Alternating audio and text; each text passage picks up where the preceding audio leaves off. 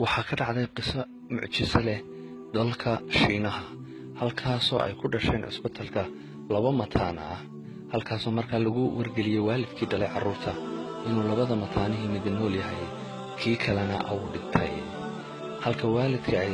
farxeen markii hore dabadna ay markii dambana la murugoodeen inuu mataanahoodii mid aanu noolayn ayaa waxay hooyadii tiri waxaan doonayaa inaan soo eego ubadkayga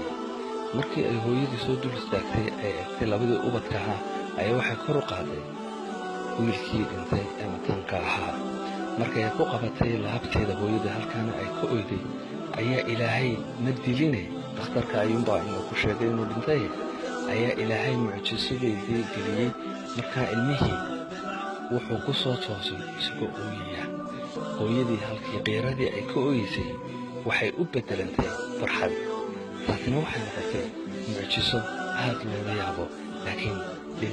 ma dhinte waa ilaahay wuxuu dilana ayuu baa dhintaa bil'aadmiguna wuxuu sheegaa waa intuu ilaahay gaadhsiiyo waa maxamed sharaf TV caalamiga Star TV magaalada Copenhagen.